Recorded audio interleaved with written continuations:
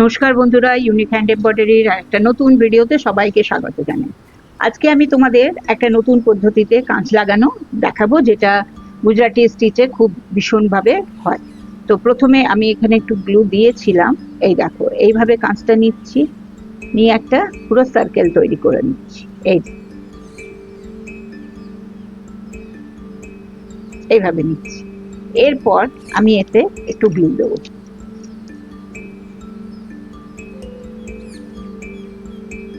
এইভাবে আমি গ্লু দিয়ে এটাকে স্টিক করে নিলাম। এরপর এখানে কয়েকটা দাগ দিয়ে দেবো।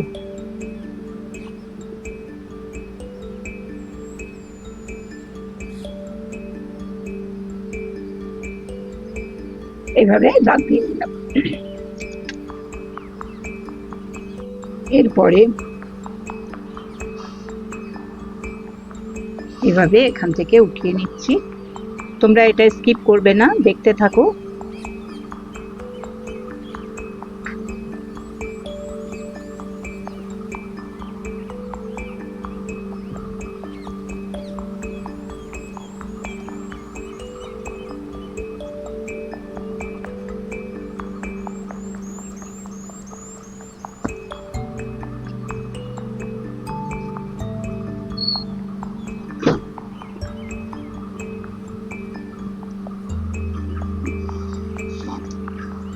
পুরোটাই খুব হালকা হাতে করছি।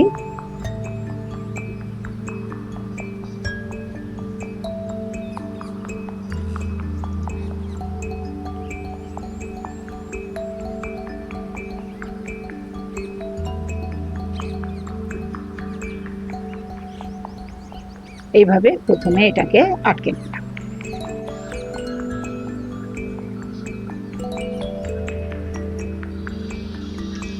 এরপর নেক্সট তোমরা দেখো, এই যে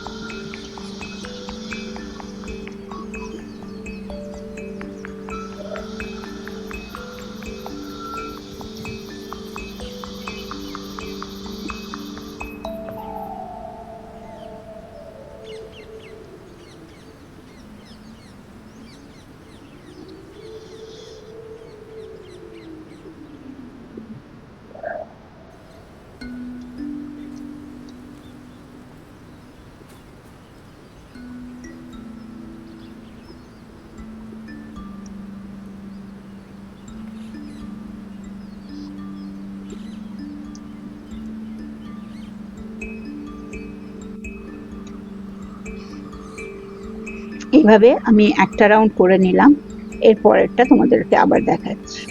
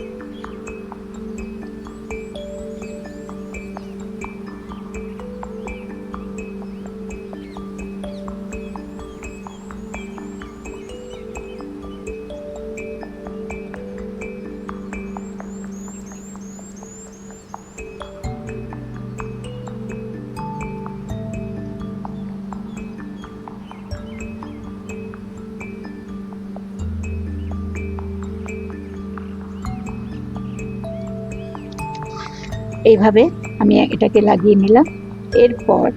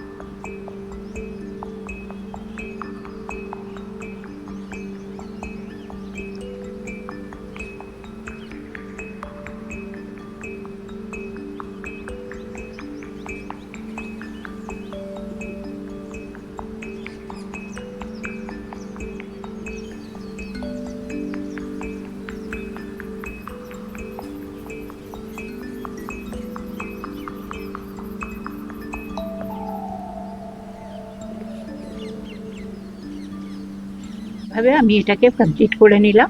এর নেক্সট পেজটা আমি এই সবুজ রংটা নিচ্ছি, আর এই যে স্টিচটা দিচ্ছি এটা তোমরা লাম্বানি ওয়ার্ক কিংবা বাঞ্জারা ওয়ার্ক কিংবা রাবড়ি ওয়ার্ক যেটাই বলো, সবেতেই এই এই জিনিসটাই ইউজ হয়। এরপর আমি এখানে সিম্পল চেন স্টিচ দিয়ে নেব। গ্যাপিংটা দেখতে পাচ্ছ কোনখানটায় দিচ্ছি।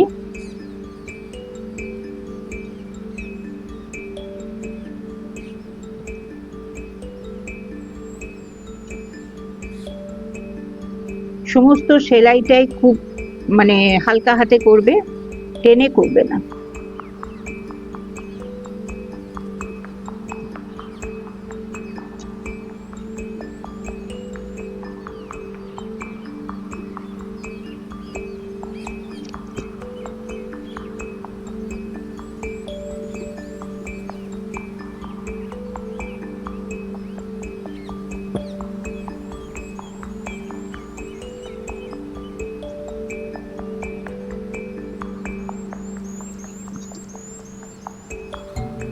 এই দেখো,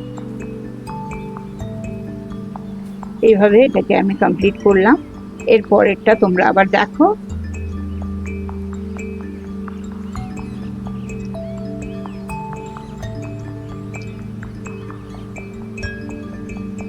সেম প্রসেসে আঁকছি।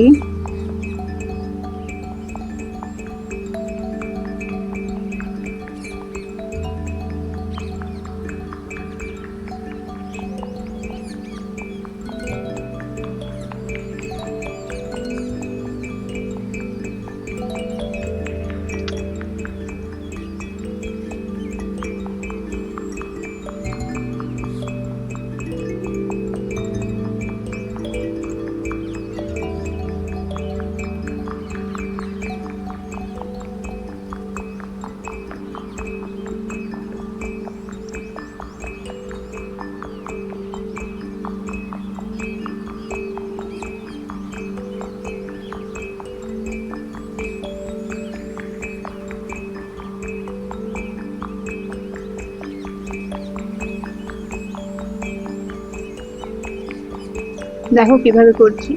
তাহলে তোমরা বন্ধুরা দেখতে পেলে আমি খুব সহজেই এটা একটা রাবড়ি স্টিচ কিংবা বাঞ্জারা স্টিচ যেটাই বলো, লাম্বানি যেটাই বলো তোমরা, ওটাকে খুব সহজেই করে দেখালাম তোমাদের কাঁচ বসিয়ে কিভাবে হবে। আর এই মোটিভগুলো তোমরা নিজেদের কুর্তিতে কিংবা ব্লাউজের হাতাতে গায়ে অথবা শাড়ির ছোট ছোট ফুল দিয়ে করতে পারো, দেখতে খুবই সুন্দর হবে।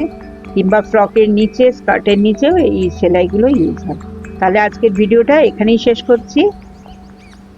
আর আজকের ভিডিওটা যদি তোমাদের ভালো লেগে থাকে তো একটা লাইক করে সাবস্ক্রাইব করে দিও। যারা নতুন ভিউয়ার্স তারা সাবস্ক্রাইব করে দিও। আশা করছি তোমাদের ভালো লেগে থাকবে। যদি ভালো লেগে থাকে তো অবশ্যই লাইক করো, কমেন্ট করো, আর বন্ধুদের মধ্যে শেয়ার করো, তারাও যাতে এরকম ধরনের সেলাই শিখতে পারে। তো তাহলে আজকে এখানেই শেষ করছি। দেখা হচ্ছে আগামী আরেকটা নতুন ভিডিওতে নতুন কিছু সেলাই নিয়ে। ততক্ষণ সবাই খুব ভালো থেকো, সুস্থ থেকো, আনন্দে থেকো। দেখা হচ্ছে আগামী আরেকটা ভিডিওতে।